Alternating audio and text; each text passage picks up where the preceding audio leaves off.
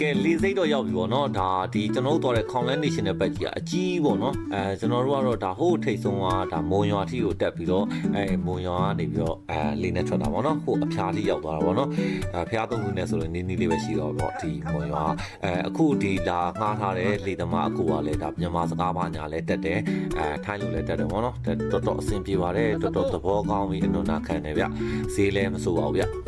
ဒီလိုအချိန်မျိုးဆိုရင်တော့ casting ပြစ်ပါညာပဲအဆင်ပြေတယ်ပေါ့နော်ပွင့်လင်းရာသီရောက်သွားပြီဆိုလို့ရှိရင်တော့ဒီအကိုရဲ့ဒါအစာကွက်တွေပေါ့နော်အစာကွက်ဆိုလို့တခြားငကြင်းပါညာပဲအစာကွက်ပေါက်တယ်မထင်နဲ့နော် predator တွေဒါ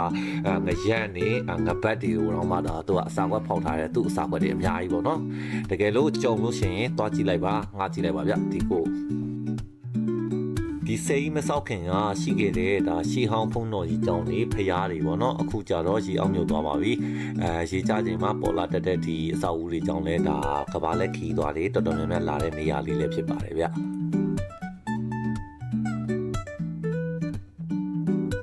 ဒီနေရာလေးကတော့ဒါသူတို့ထိုင်းနေရဲ့ဒါခက်လေးတွေပါတယ်မထွက်ခင်မှာဝင်သတင်းပို့ရတယ်ကတ်စတန်ခေါ်မလားဒါရဲဌာနခေါ်မလားပေါ့နော်အိမ်ယုံလေးပေါ့နော်ဒီမှာဝင်ပြီးသတင်းပို့ရပါတယ်ဗျငါးများတိုင်းလည်းထောင်ထားရနော်သူတို့လည်းငါးများကြတယ်ဗျကျွန်တော်ဒီနေရာကိုလာတာလည်းဒီလိုရှုခင်းနေအရန်မိုက်လို့လာတာလည်းပါတယ်ပေါ့နော်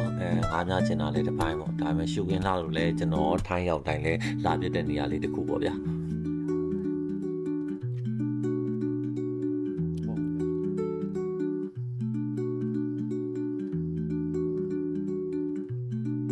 ကျွန်တော်တို့ဒီမှာရောက်ချင်းအဲ့လိုမျိုးဟိုဆွဲပြစ်ကြည့်လိုက်ဒီဆွဲပြစ်ကြည့်လိုက်နဲ့မြားကြည့်ရပေါ့နော်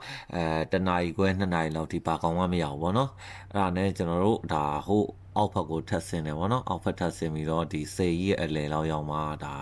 တကောင်စားရတယ်ပေါ့နော်အချိန်လာပြီဆိုပြက်လိုက်